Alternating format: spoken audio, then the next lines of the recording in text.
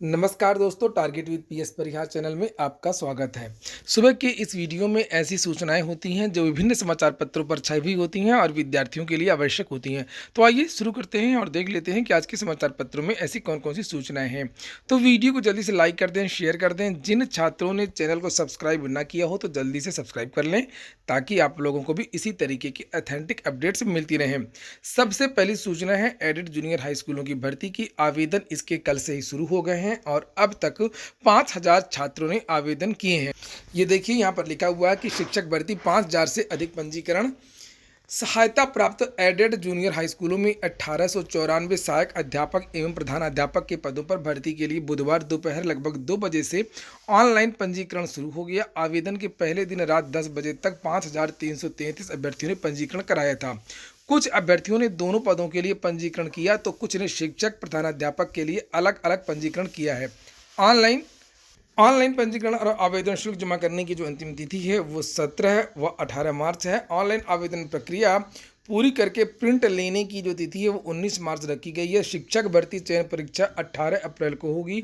सहायक अध्यापक एवं प्रधानाध्यापक का प्रथम प्रश्न पत्र 10 बजे से लेकर के 12:30 बजे तक और प्रधानाध्यापक पद के लिए द्वितीय प्रश्न पत्र 2 से 3 बजे तक 1 घंटे का होगा और जो परिणाम है वो 18 मई को जारी कर दिया जाएगा। लेकिन सबसे बड़ी समस्या है विद्यार्थियों की योग्यता को लेकर के। छात्रों की मांग है कि जिन छात्रों ने बीएड स्नातक के आधार पर किया है वो इसमें कैसे आवेदन कर पाएंगे। चूंकि बीएड इंट्रेंस के लिए जो योग्यता होती है वो या तो स्नातक में 50% हो या तो पोस्ट ग्रेजुएशन यानी कि स्नातक में 50% हो।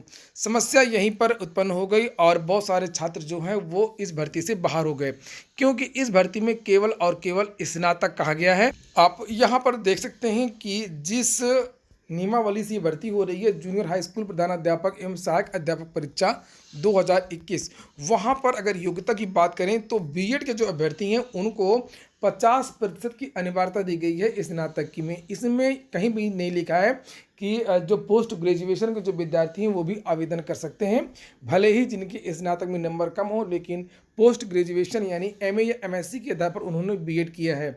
ये देखिए, और जो बीटीसी के जो विद्यार्थी हैं या डीएलएड जिन्होंने किया है उनके लिए कोई अनिवार्यता यहाँ पर नहीं है। केवल लिखा हुआ है कि प्रारंभिक शिक्षा में द्विवर्षीय डिप्लोमा, जिसे जिस भी नाम से पुकारा जाए, चाहे डीएलएड कहा जाए या बीटीसी जो भी है। ये देखिए, और जो छात्र बीएड किए हैं उनके लिए स्नातक में 50% की अनिवार्यता रख दी गई है। जबकि स्कूलों में शिक्षक बनने के लिए जो ये अनिवार्य योग्यता थी उसको हटाने के लिए सुप्रीम कोर्ट आदेश भी दे चुका है। यहाँ पर लिखा है कि शिक्षक के लिए स्नातक में 50% अंक जरूरी नहीं है। स्कूलों में शिक्षक बनने के लिए बीएड के अलावा स्नातक में 50% अंकों की अनिवार्यता को सुप्रीम कोर्ट ने खत्म कर दिया है। कोर्ट ने राष्ट्रीय शिक्षक प्रशिक्षण परिषद यानी कि एनसीटीई से कहा है कि वह 1 माह में अंकों की इस अनिवार्यता को खत्म करने की अधिसूचना जारी करें। कोर्ट ने यूपी में अंक प्रतिशत की अनिवार्यता के कारण नौकरी से हटा दिए गए अभ्यर्थियों से कहा कि वे प्रशासन के समक्ष अपना केस रखें। प्रशासन 1 माह के अंदर उनके मामलों पर कानून के अनुसार निर्णय लेगा। तो ये जो आदेश है वो जस्टिस गोयल और यू ललित की जो खंडपीठ है उसने दिया था। फिलहाल फिर भी अभी भी जो है स्नातक में 50% की जो अनिवार्यता है वो रखी गई है और सरकार को इसके बारे में स्पष्टीकरण देना चाहिए और इन अभ्यर्थियों को छूट देनी चाहिए जिन विद्यार्थियों ने जो है बीएड किया है स्नातक के आधार पर। वहीं पर अगली जो सूचना है वो है एकेटीयू के संस्थानों में 18 से दाखिले के लिए आवेदन। जो उत्तर प्रदेश के टेक्निकल संस्थान है अब्दुल कलाम टेक्निकल यूनिवर्सिटी के अंडर में जो भी महाविद्यालय आते हैं जो इंजीनियरिंग करवाते हैं, बीटेक इत्यादि में एडमिशन छात्र लेते हैं, जिसको यूपी जेईई बोलते हैं, Uttar Pradesh joint entrance exam 2021। तो इन में जिन विद्यार्थियों को बीटेक इत्यादि करना है, एमबीए इत्यादि करना है, बीटेक बी फार्मा बहुत सारे जो कोर्स होते हैं वो सब जो करने हैं उसके लिए 18 तारीख से आवेदन शुरू हो जाएंगे। इस बार बदलाव कर दिया गया है। इस बार जो परीक्षा होगी वो नेशनल टेस्टिंग एजेंसी के माध्यम से होगी। यहाँ पर लिखा है एकेटीयू से संबद्ध संस्थानों के विभिन्न पाठ्यक्रमों में दाखिले के लिए नेशनल टेस्टिंग एजेंसी के माध्यम से ऑनलाइन आवेदन की प्रक्रिया जो है वो 18 मार्च से शुरू होगी। 2021-22 के लिए एनटीए द्वारा यूपी जेईई 2021 आयोजित किया जाएगा। और प्रति कुलपति प्रोफेसर विनीत कंसल ने बताया कि AKTU से संबद्ध संस्थानों के B pharma, B Tech lateral, B pharma lateral, BHMTC और BFA, BFAD, BDS बहुत सारे जो कोर्स होते हैं, इन सभी कोर्सों में आवेदन के लिए आप लोग NTA की वेबसाइट से ऑनलाइन आवेदन कर सकेंगे। प्रवेश परीक्षा मई के दूसरे सप्ताह में प्रस्तावित है। इसी को पहले UPTU कहा जाता था। तो जिन छात्रों को उत्तर प्रदेश के सरकारी संस्थानों में बीटेक इत्यादि करना है तो वो लोग 18 तारीख से आवेदन कर सकते हैं। अगली सूचना है SSC की। SSC का विवाद थम नहीं रहा है और लगातार बढ़ता ही जा रहा है। लिखा है कि अधिक अंक पाने के बाद में चयन न होने पर अभ्यर्थी जाएंगे दिल्ली। छात्रों का आरोप, अंकों के नॉर्मलाइजेशन नियम का नहीं किया गया पालन। कर्मचारी चयन आयोग की संयुक्त स्नातक स्तरीय परीक्षा 2019 की टियर 2 परीक्षा के मूल्यांकन में गड़बड़ी और कट ऑफ से अधिक अंक होने के बाद भी परीक्षा में सफल नहीं होने वाले बड़ी संख्या में परीक्षार्थी अब दिल्ली जाने की तैयारी में हैं। परीक्षार्थी शहर में SSC की परीक्षा में शामिल होने वाले छात्रों से मिलकर के CGL टियर 2 के मूल्यांकन की गड़बड़ी की जानकारी देकर के उनसे दिल्ली चलने को प्रेरित कर रहे हैं। बुधवार को कई छात्र दिल्ली के लिए रवाना भी हो गए। परीक्षार्थियों का कहना है कि कम अंक वालों का चयन हो गया है जबकि अधिक अंक पाने वाले बाहर हो गए हैं। CGL टियर 2 परीक्षा में आयोग की ओर से जारी उत्तर कुंजी के आधार पर सफल अभ्यर्थियों से अधिक कट ऑफ के चलते अधिक अंक मिलने के बाद भी चयन से बाहर होने वाले अजीत कुमार, बहुत सारे छात्रों के यहाँ पर नाम भी लिखे हैं।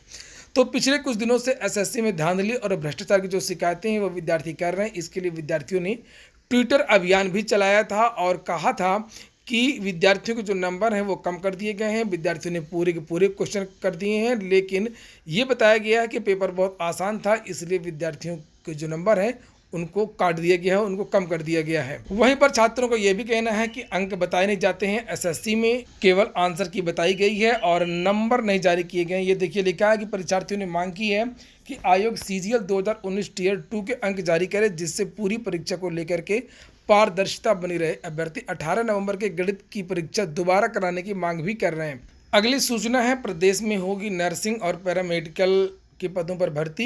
लिखा है प्रदेश के सरकारी अस्पतालों में नर्सिंग, मलेरिया व पैरामेडिकल संवर्ग के 688 खाली पदों पर जल्द भर्ती प्रक्रिया शुरू की जाएगी। पदोन्नति के बाद खाली हुए इन पदों को भरने के लिए चिकित्सा एवं स्वास्थ्य विभाग की ओर से शासन को प्रस्ताव भेज दिया गया है।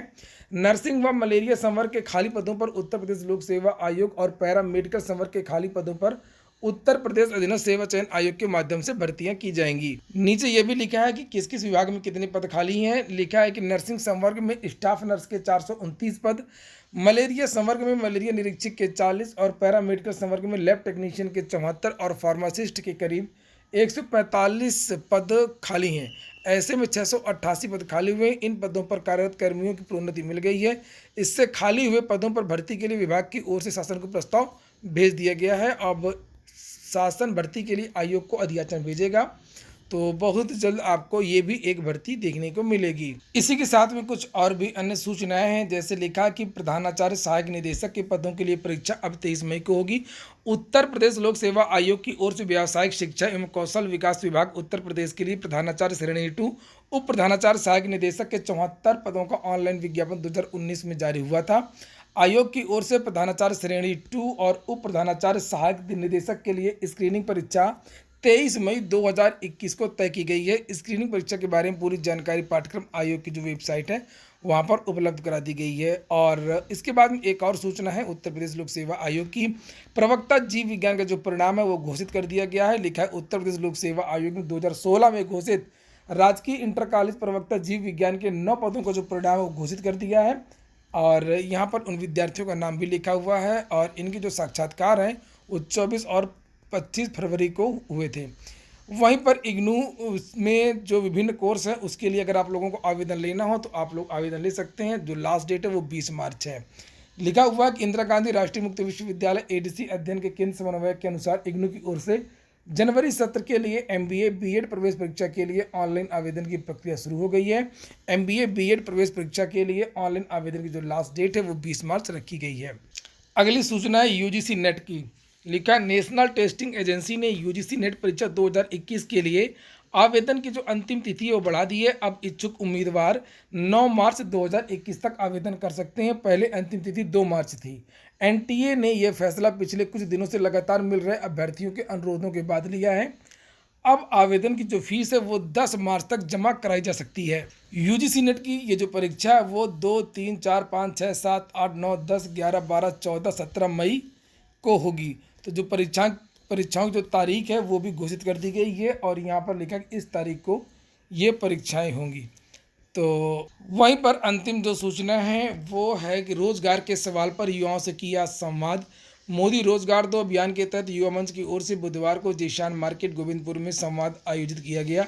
इसके अलावा ममफोटगंज, सलोरी, सोबतिया बाग, कटरा तमाम डेलीगेसियों व ग्रामीण अंचल में भी छात्रों और युवाओं से बड़े पैमाने पर जनसंपर्क रोजगार अधिकार हासिल करने के लिए जारी आंदोलन को सफल बनाने की अपील की गई। युवा मंच ने जिलाधिकारी को रिमाइंडर भेज करके पुनः रोजगार के सवाल पर बेमियादी धरना देने की अनुमति का आग्रह किया है। संवाद में युवा मंच के संयोजक राजेश सचान, अध्यक्ष अनिल सिंह, सीएमपी के पूर्व अध्यक्ष करण सिंह परियार, अमरेंद्र सिंह, इंजीनियर, बहुत सारे लोगों के यहाँ पर नाम भी लिखे हुए हैं। तो इन विद्यार्थियों ने फिर से जिलाधिकारी को रिमाइंडर भेजा है और बेमियादी धरना प्रदर्शन की अनुमति मांगी है और पूरे प्रयागराज में जगह जगह गोष्ठियाँ की जा रही हैं ताकि ज़्यादा से ज़्यादा जो छात्र हैं इस अभियान से जुड़ सकें। तो ठीक है दोस्तों, ये हो गया आज का वीडियो।